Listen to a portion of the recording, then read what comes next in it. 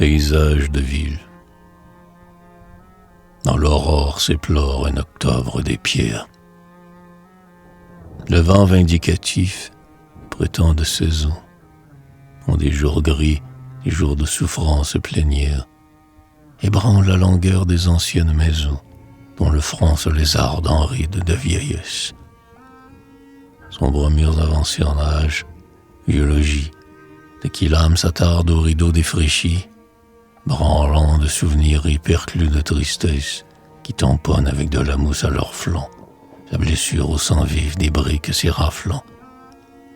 Vieilles maisons de qui les toitures minées voient dépérir, autour des noires cheminées, les tuiles rouges qui s'effeuillent lentement, comme un jardin de grands géraniums qui meurent. Au déclin des maisons, ruines, dénouements, à peine d'autrefois quelques nymphes demeurent, aux bas-reliefs fleuris où leur printemps dansait. On les voit chaque jour se débander, et c'est triste comme un départ, leur danse finissant. Si triste, tel un soir de noces ou de moisson. Un faune sur sa flûte essaie encore un son. Mais les nymphes, autour, sont déjà presque absentes, mordant un raisin vide et noir, par dernier jeu. Nymphes de qui la troupe a souffert sous la pluie, et dans l'intérieur des murets comme enfui, n'ayant plus que le geste ébauché de l'adieu.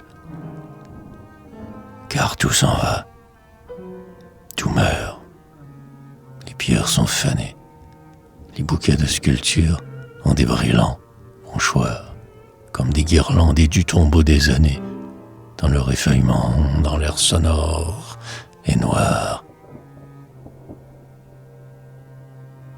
C'est un délabrement, une désuétude, des vivres qui les prend et les pousse à la mort, avec les arbres vus en proie au même sort. C'est l'automne des murs, la biste, les dénudes. Déjà les carreaux morts sont sans visage aucun. C'est fini, tout espoir de soleil sur les portes. Et les pierres déjà se dispersent en un unanime et frileux départ de feuilles mortes.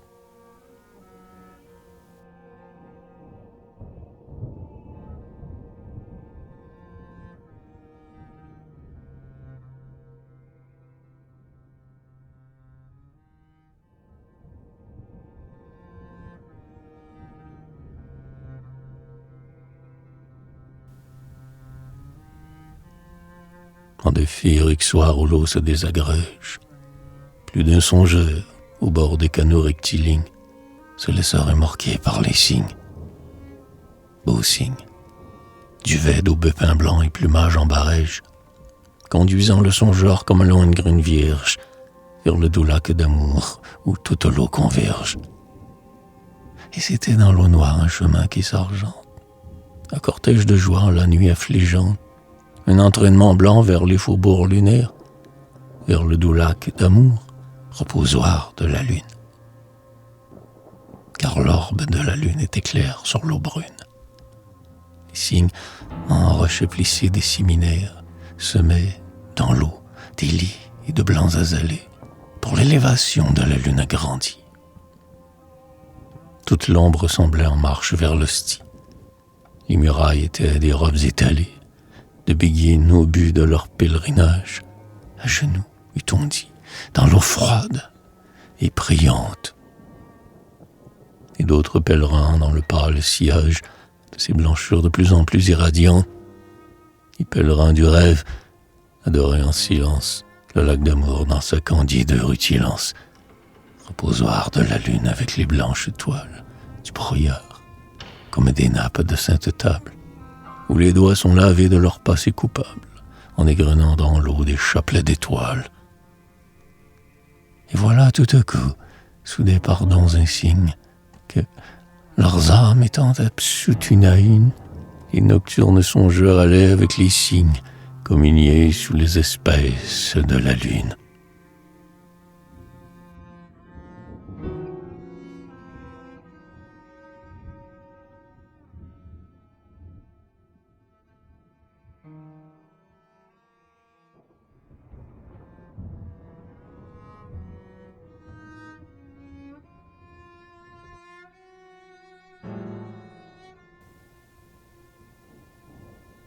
si tristes les vieux quais bordés d'acacias.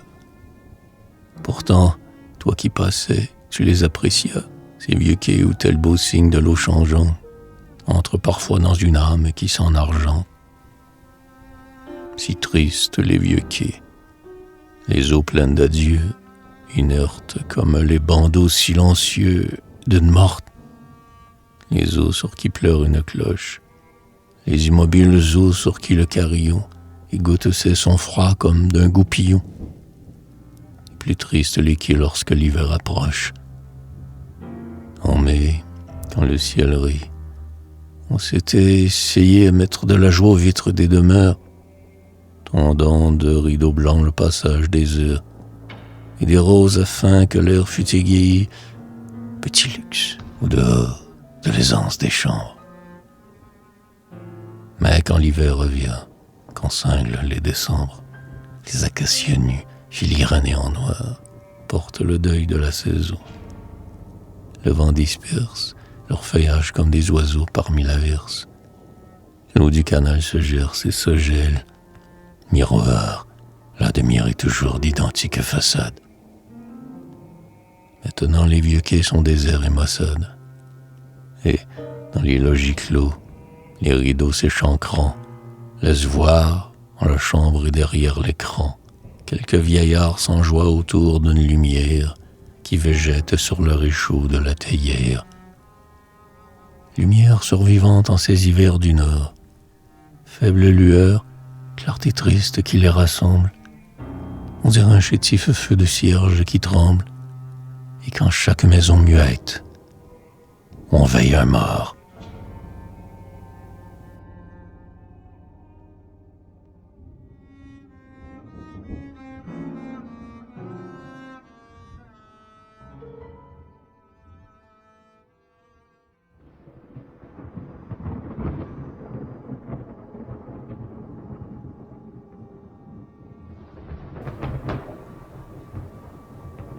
Dans quelques villes mortes, au bord de l'eau, vivote la tristesse de la vieillesse des maisons, à genoux dans l'eau froide et comme en oraison.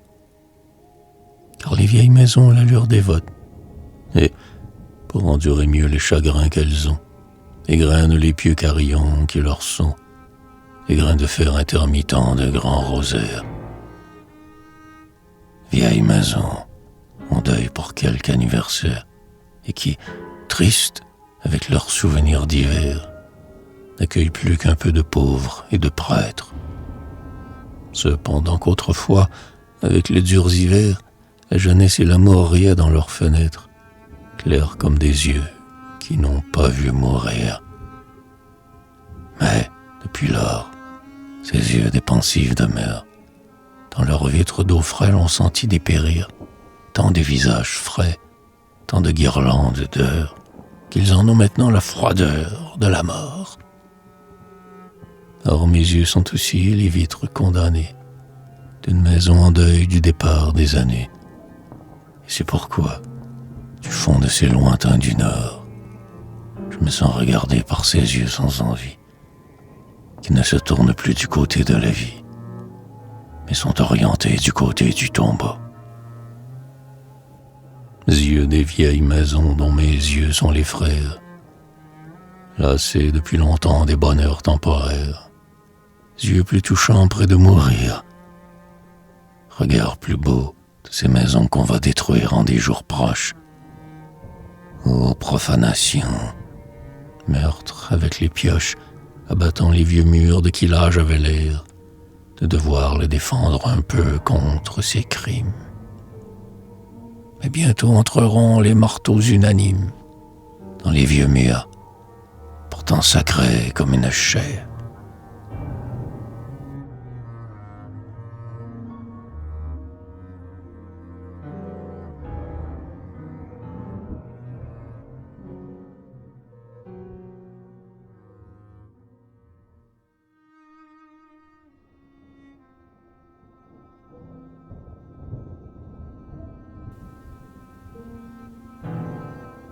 En ces villes qu'attriste un cœur de girouette, oiseaux de fer rêvant de fuir au désert, en des villes sans joie au carrefour désert, où de rares passants, en grises silhouettes, se meuvent, balançant leur marche comme un glas. On sent un froid silence uniforme qui plane. Si despotique, encore qu'il soit débile et là, quand lui tout cri se tait, que toute voix se fane, que même un bruit de pas déconcerte d'abord, que la moindre rumeur infinitésimale cause un trouble, paraît une chose anormale, comme de rire auprès d'un malade qui dort. Car le silence là vraiment s'atteste. Il règne, il est impérieux, il est contagieux. Et le moins raffiné des passants s'en imprègne, comme dansant dans un endroit religieux. Ah, ces villes, ce grand silence monotone, qu'augmente un son de cloche en tombant de la tour. Ce silence si vaste et si froid qu'on s'étonne de survivre soi-même au néant d'alentour et de ne pas céder à la mort qui délie. L'eau s'en vint d'elle-même au devant de Philly. Or le silence doux, dont l'eau nous circonvient, nous tente et nous entraîne à son tour dans des roses. La ville est morte aussi. Qu'est-ce qui nous retient? Et nous sentons vraiment comme l'ordre des choses.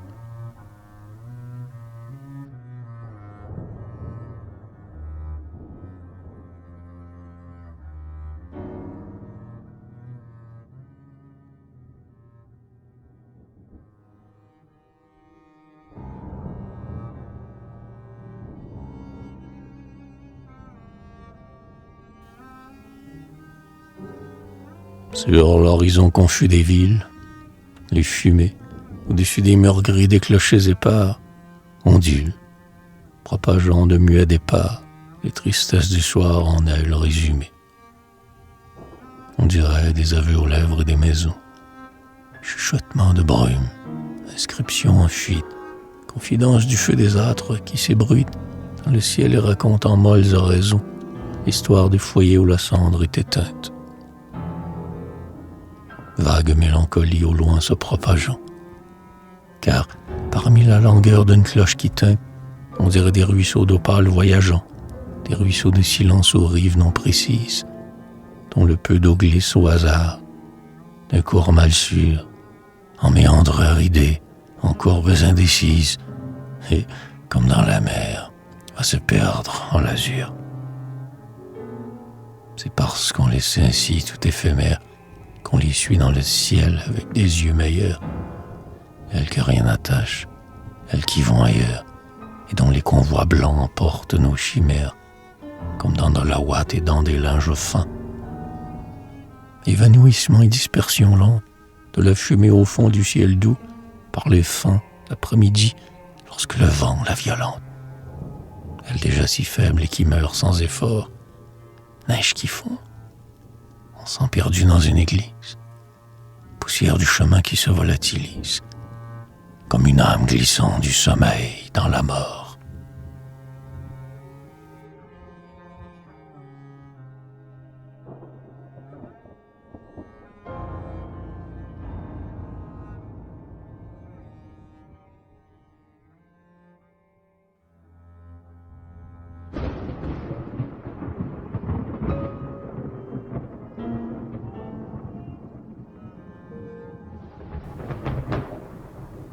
Dans les brumes d'hiver, vers Noël ou Toussaint, rien n'a désaffligé le morne crépuscule. Chaque ombre d'un passant qui se hâte et recule a les airs d'une cloche en route qui se plaint. Et dans ce désolant paysage de ville, les réverbères un par un sont allumés. Si triste, grelottons dans le verre fragile. C'est vraiment, dirait-on, des oiseaux enfermés et qui se font du mal sur les vitres menteuses, puis meurent longuement en spasmes de clarté. Ou c'est encore des roses jaunes souffreteuses, ayant peur, ayant froid dans le cristal fouetté, et dont le vent effeuille à terre la lumière. Lanternes s'allumant leur coutumière, plus terne par les soirs de Noël ou Toussaint, qui s'allongent dans l'air mouillé, comme des rampes, et quand leur solitude aucun passant ne plaint. Triste lanterne, sœur malheureuse des lampes, que le vent exténue à chaque carrefour, et qui n'auront jamais, en ces jours de novembre, les doux miroirs, les nids d'étoffe d'une chambre, et le dorlotement des guimpes d'abat-jour.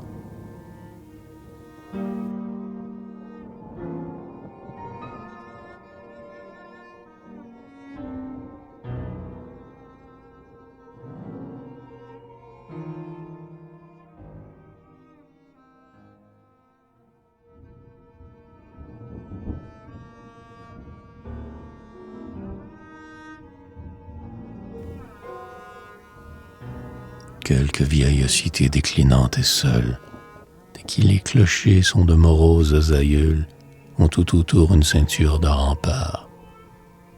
Ceinture de tristesse et de monotonie, ceinture de fossés taris, d'herbes jaunies, où sonnent des clairons comme pour des départs, vibrations de cuivre incessamment décrues.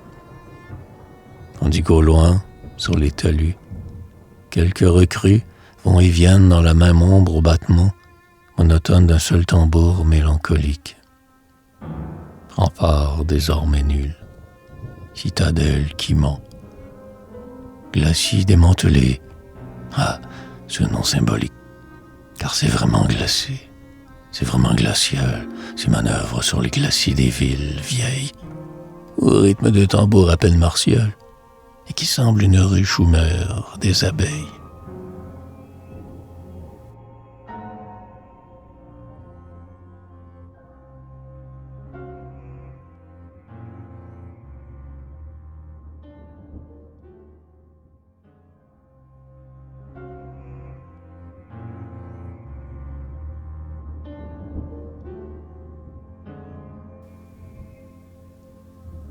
Les cloches, c'est de la séculaire musique, musique dont la vie un peu se communique à l'agonie, à la tristesse des murs gris, qui se sentent moins seuls, un moment moins aigris. Car c'est du bruit joyeux qui sur eux persévère, au vieux mur, rajeuni par ce chant cristallin, quand les cloches, au long d'un escalier de verre, viennent enguirlander d'air nouveau leur déclin.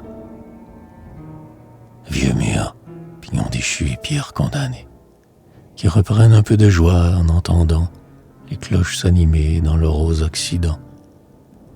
Elles qui sont les sœurs de leurs jeunes années, elles qui sont les sœurs de joviale humeur, et qui, pour égayer leur abandon qui meurt, ô taciturnes murs qui n'ont plus qu'elles seules, ont inventé des jeux mièvres dans l'air muet. Alors si tout à coup un galant menuet, danse de l'autre siècle où de frêles aïeuls rapprennent à danser sur un air sémillant, une fête de bronze au fond du ciel atone, avec d'autres, encore plus vieilles, béquillant à travers le silence et le froid de l'automne, qui viennent de tous les clochers du ciel natal, tandis que les vieux murs naissent à leur danse, dans des robes s'emplies au frou-frou de métal, s'achevant par l'air vide en preste révérence.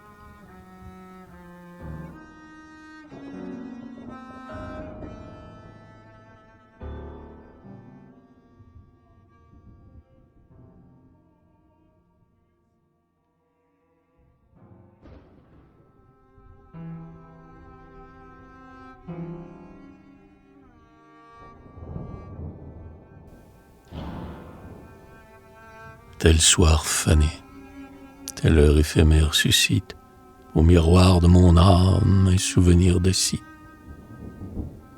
recomposé qu'on eût dit oublié, d'un canal mort avec 2 rangs de peupliers dont les feuilles vont se cherchant comme des lèvres, et d'une âpre colline où de belles lentes chèvres dont le cri se déchire aux épines aussi s'appellent l'une l'autre, et d'un air si transi, décor surtout des quais dormants en enfilade, pignons, rampes de bois par-dessus l'eau malade, où chaque fumier se délaye en hollow, fragile et fugitif maquillage de l'eau, qui, sous un heurt de vent, tout à coup s'évapore et fait que l'eau se mue en sommeil incolore.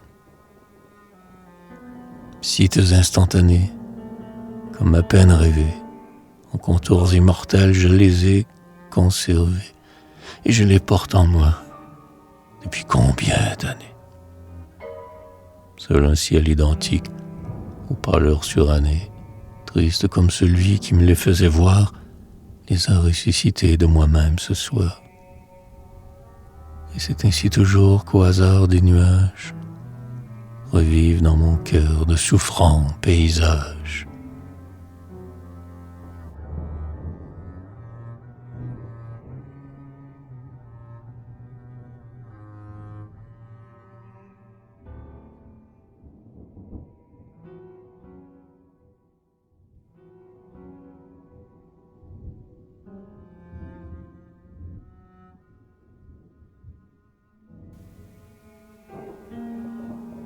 Dans des quartiers déserts de couvents et d'hospices, des quartiers d'exemplaires et stricte piété, je sais des murs en deuil vieillis sous les auspices d'un calvaire où s'étale un Christ ensanglanté. Planté en ses cheveux, la couronne d'épines forme un buisson de clous. Le corps est en ruine, livide, comme si la lance, les raflant, avait jauni de fiel sa chair inoculée. Les yeux sont de l'eau morte, et la plaie à son flanc est pareille au cœur noir d'une rose brûlée. Œuvre barbare et sombre où le supplicié pend sur le bois noueux d'un gibet mal scié. Or cette impression de calvaire subsiste lorsque le soir en long crêpe tissé descend, puisqu'on croit voir, au loin, dans le ciel qui s'attriste, surgir les nuits où perle une sueur de sang, si bien que l'on dirait la nuit crucifiée. Car les étoiles sont des clous de cruauté qui, s'enfonçant dans sa chair nue et défiée, lui font des trous des blessures de clarté. Ah, cette passion qui toujours recommence, ce ciel que l'ombre s'en dépine chaque soir, et soudain, comme au coup d'une invisible lance, la lune est une plaie ouverte à son flanc noir.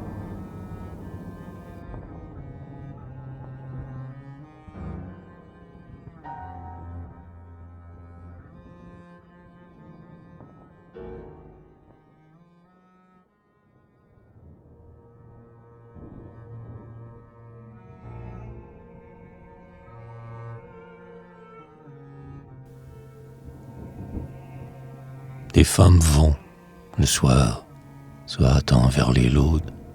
Des femmes au cœur simple, en mante de drap noir, oscillant comme un glas qui s'éteint dans le soir, tandis qu'au fond du ciel croulent des cendres chaudes. Des femmes regardant d'un regard affligé, avec le blanc fané de leurs yeux mitigés, d'un violet de deuil comme les cinéraires, et sous le soleil mort qui soudain s'effondra, les cloches, s'accordant ces cloches de drap, s'acheminent ensemble en lents itinéraires.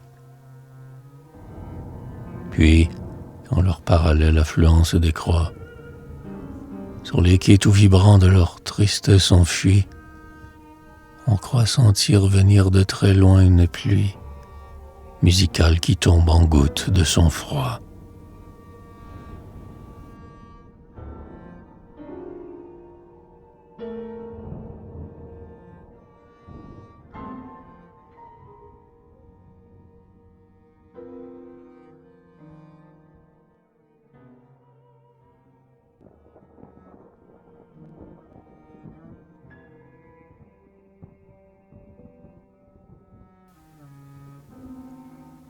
Quand luit la lune en des clartés irradiantes, quelle misère au long des quais. Dans le canal, les maisons surplombent l'air de mendiantes.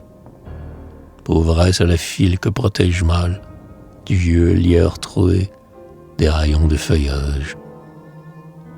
Infirme se traînant dans un pèlerinage, mendicité sans yeux, mendicité sans main. C'est toute une misère au bord d'un grand chemin.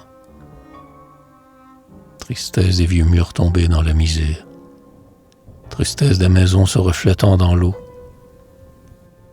Or la lune est montée au ciel dans un halo, et les carillons noirs égrènent le rosaire. C'est alors que le soir, soudain apitoyé, pour les vieux murs que nul n'assiste en leur désastre, envoie tel ou tel vieux mur pauvre et ployé des linges de lumière et des aumônes d'astres.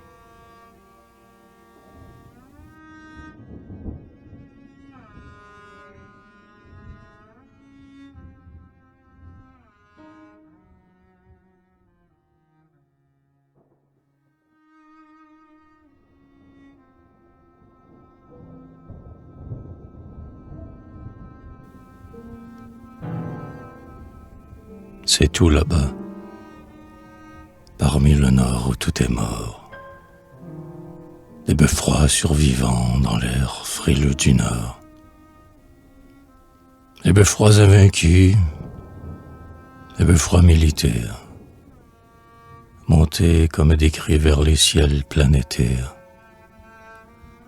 Eux dont les carillons sont une pluie en fer, eux dont l'ombre à leurs pieds met le froid de la mer. Or, moi, j'ai trop vécu dans le nord. Rien n'obvie à cette ombre à présent des beffrois sur ma vie. Partout cette influence et partout l'ombre aussi, des autres tours qui m'ont fait le cœur si transi. Et toujours tel cadran, que mon absence pleure, répandant dans mes yeux l'avancement de l'heure. Tel cadran d'autrefois qui m'hallucine encore. Couronne doux sur moi ces feuilles l'heure en or.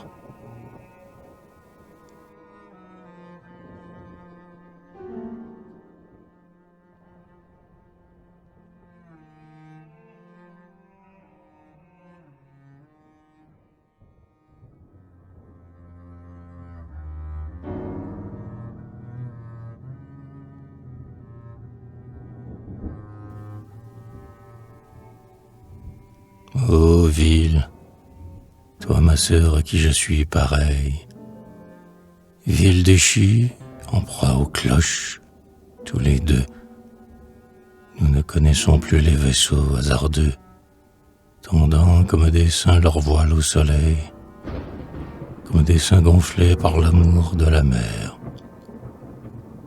Nous sommes tous les deux la ville en deuil qui dort, et n'a plus de vaisseau parmi son port amer.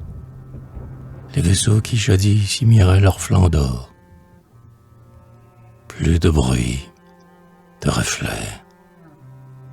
Les glaives des roseaux ont un air de tenir prisonnières les eaux. Les eaux vides, les eaux veuves, où le vent seul circule comme pour les étendre en linceul. Nous sommes tous les deux la tristesse d'un port. Toi, ville, toi ma sœur douloureuse qui n'a que du silence et le regret des anciens mots. Moi, dont la vie aussi n'est qu'un grand canal mort. Qu'importe, dans l'eau vide on voit mieux tout le ciel qui descend dans l'eau clarifiée, qui descend dans ma vie aussi pacifiée. Or, ceci n'est-ce pas l'honneur essentiel? Au lieu des vaisseaux vains qui s'agitaient en elle, de refléter les grands nuages voyageants, de redire en miroir les choses éternelles, d'angéliser d'azur leur nonchaloir changeant, et de répercuter en mirage sonore la mort du jour pleurée par les cuivres du soir. Or c'est pour être ainsi souple à son vouloir que le ciel lointain, l'une et l'autre, nous colore et décalque dans nous ces jardins de douceur. Ô toi, mon âme, et toi, ville morte, ma sœur. C'est pour être ainsi que l'une et l'autre est digne de la toute présence en elle d'un doux signe, les signes d'un beau rêve acquis à ce silence qui s'effarouchait d'un peu de violence et qui n'arrive là flotter comme une palme qu'à cause du repos, à cause du grand calme, signe blanc dont la queue ouverte se déploie, barque de clair de lune et gondole de soie, signe blanc argentant l'ennui des mornes villes, qui hérissent parfois dans les canaux tranquilles, son candide duet tout impressionnable. Puis, quand tombe le soir, cargué comme les voiles, dédaignant le voyage et la mer navigable, sommeil, l'aile close, en couvant des étoiles.